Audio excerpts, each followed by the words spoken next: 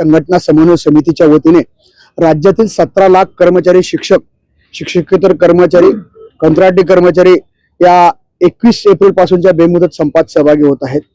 हा संप मार्च 2023च्या शेवटच्या आठवड्यात 7 दिवसाचा जो बेमुदत संप झाला होता, त्या संपाच्या पार्श्वभूमीवर सुधारित राष्ट्रीय निवृत्ती वेतन योजना शासनाने विधान परिषद विधानसभेत जाहीर केली।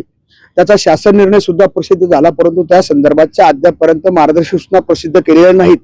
या पार्श्वभूमीवर आम्ही गेल्या 15 महिन्यात 7 आंदोलन केली, तरी देखील माननीय मुख्यमंत्री महोदयांना या विषयावर चर्चा करायला वेळ मिळालेला नाही।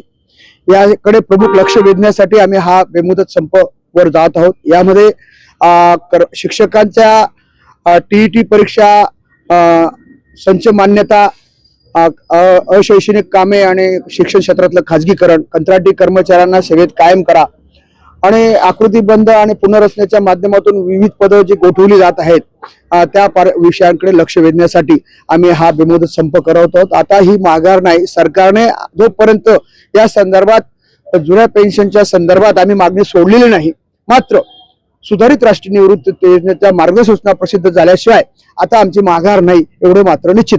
यामुळे जे जनसामान्य नागरिकांचं प्रशासनाच्या सेवेबाबत जे हाल होणार आहेत, रुग्णांचे हाल होणार आहेत, त्याला आम्ही जबाबदार नसून शासन जबाबदार आहे। शासनाने आम्हाला हा संप करायला भाग पाडलेला आहे।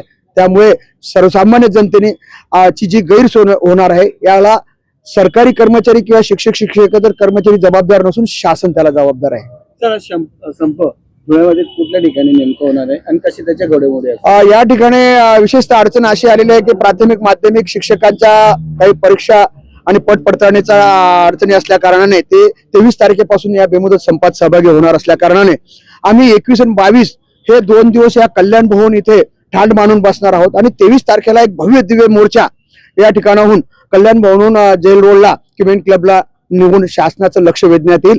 मात्र बेमुदत संप असेपर्यंत आम्ही ह्या कल्याण भवनलाच आमचा ह्या ठिय्या आंदोलन असणार आहे।